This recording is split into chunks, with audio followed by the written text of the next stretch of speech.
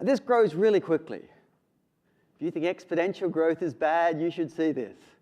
This is horrendous. You soon get up to mass the number of elements in the universe and all sorts of things very quickly.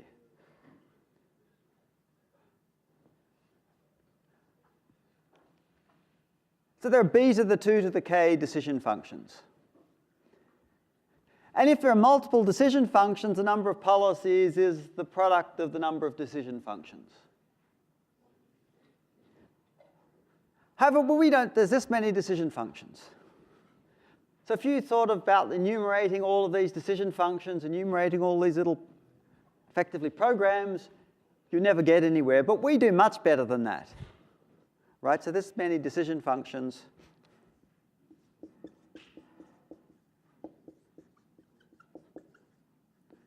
How many optimizations do we do in our algorithm? How complex is our algorithm? Our variable elimination algorithm. And this variable elimination algorithm we've been doing, how many optimizations is it?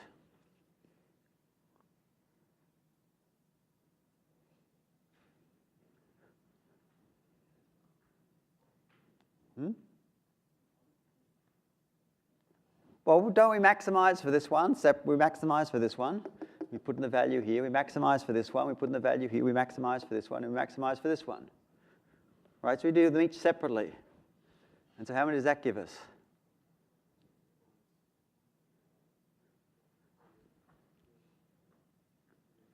How many does that give us? That gives us just one for each value assignment to the parents. So we only do 2 to the k maximizations.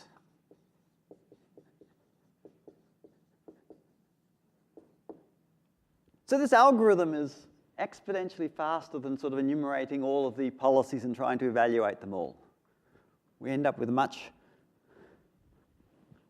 less complex algorithm than you would if you tried to maximize all these values. So it's the sum of this number of assignments, the values to the parents, which is just 2 to the k. So we're exponentially more efficient than searching through this space of decision functions. You might think, let's search through this space like we did when we were doing when we're trying to optimize these things. This dynamic programming algorithms, of which variable elimination here is exponentially faster than that. The search space is so much smaller than doing this.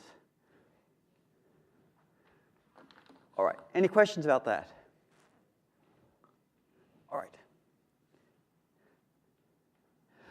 All right, let's get on to something simpler but almost deeper. So I want to know the question here. I want to know in here what happens if we add an arc from weather to umbrella. Let's go here. Let's move this to here. Let's optimize this. Oh, can I toggle monitoring? All right. I did do this. I've optimized it. What happens if I added an arc from weather into umbrella? What does that mean? What do the arcs into the decision node mean?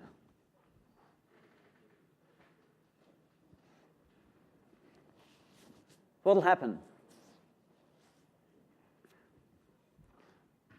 So initially it's 77. So the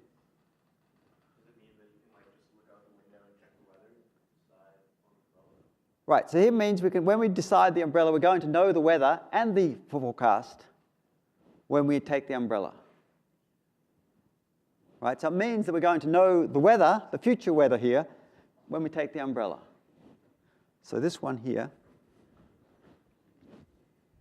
so this node here has value 77.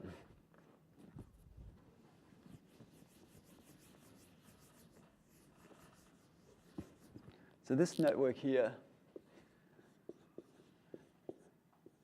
whoops, had value 77. When I optimized it.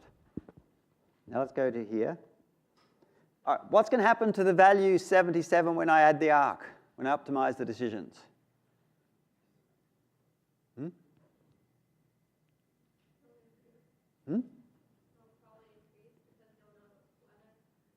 Yeah, it's going to should increase, but can't go down because every option that was available to us before was available to us then. So let's do this. Create an arc. All right, now we can go and solve it. Now we can optimize the decisions. And notice you have an interesting thing here. It's interesting now what's going to happen here is this wording here was sort of peculiar and sort of unnatural if it's only in a factor with some of its parents. And this is the reason we're going to do this. So now what are we going to sum out? What are we going to sum out here?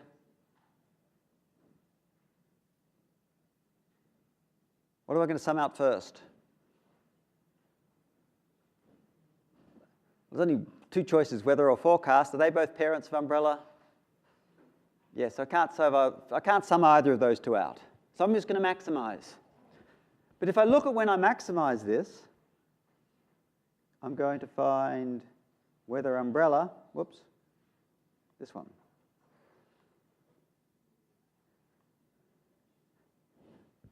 I'm going to find that umbrella isn't in a factor with all of its parents. It's in a factor with just one of its parents.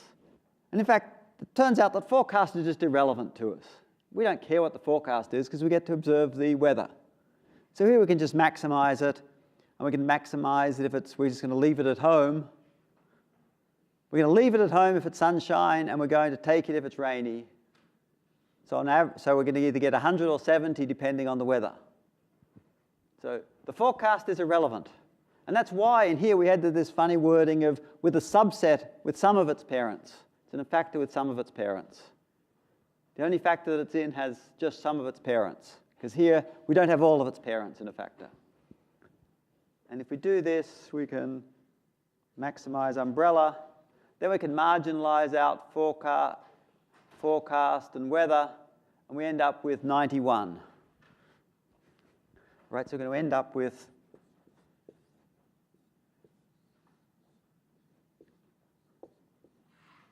with 91 when we add that in. So we're going to increase this value here. Okay, any questions about that? Yes?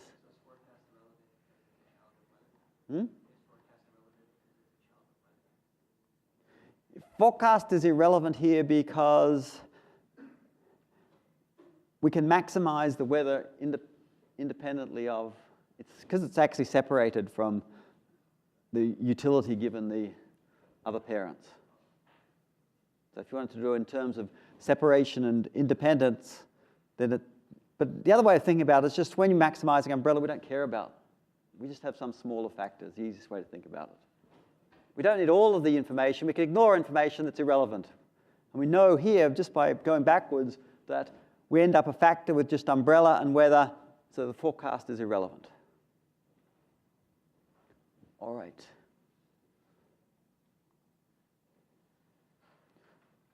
So now we're going to look at this value of information. So the value of information, knowing x at decision D, is the utility of the network with an arc from x to D, plus any no forgetting arcs, because we're not allowed to forget things, minus the utility of the network without the arc. So in here we have, go from 77 to 91, so the value of this information here is whatever the difference is. What is it? 14 or something. Okay, so the value of information here is 14.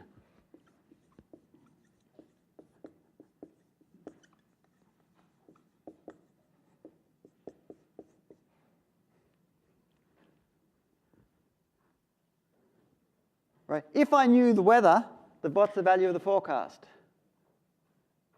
So if I have this network, what's the value of the information of weather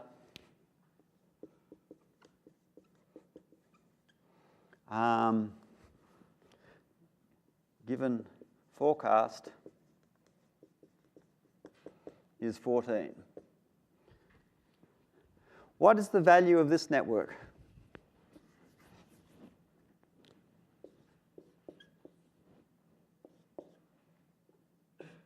Oops, that's a square note. So what I've done here is I've removed this arc. What's the value of this network? Which is what? Same as what? What's the value of this node, the utility for this network? What's the expected utility of this? 91, right? So the value of the information of the forecast, given the weather, is 0. So the value of the information of the forecast,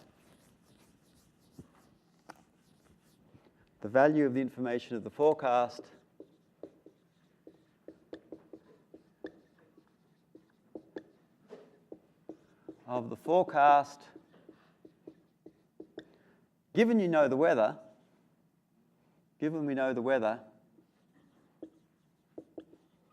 is 0. Right? If we're given the weather, the forecast is not any use to us. It's not valuable information.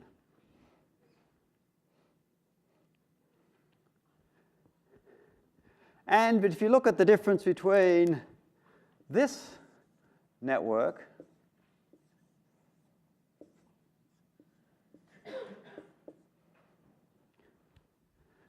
is this going to be worse or less than these other ones?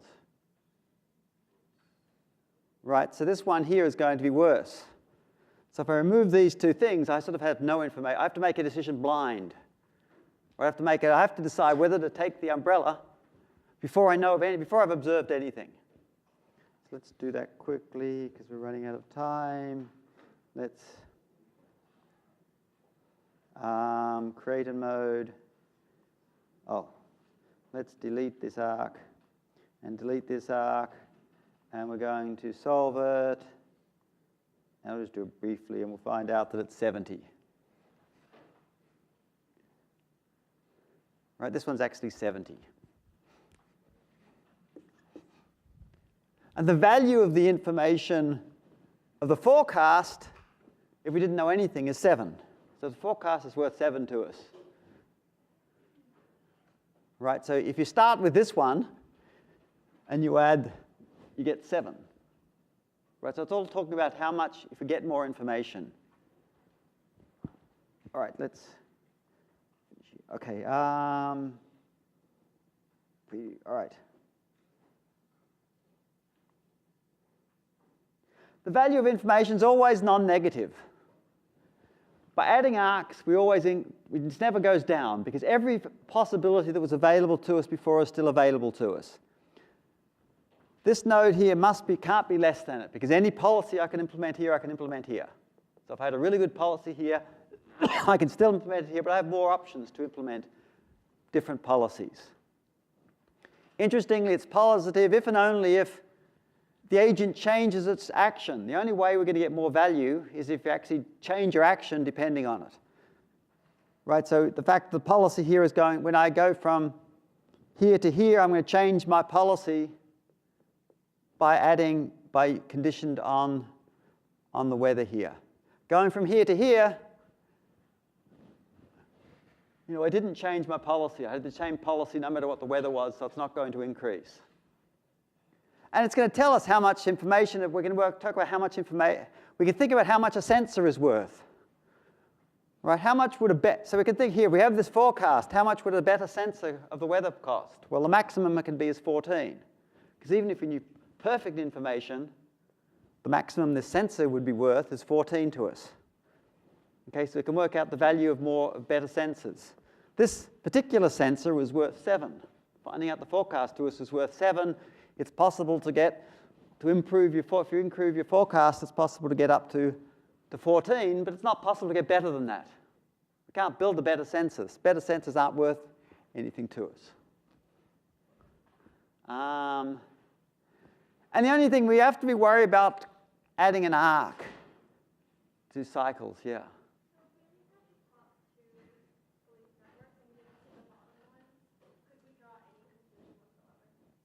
These two? No. Well, they're just different. This says this one, that sense is better than this one. It's better to know.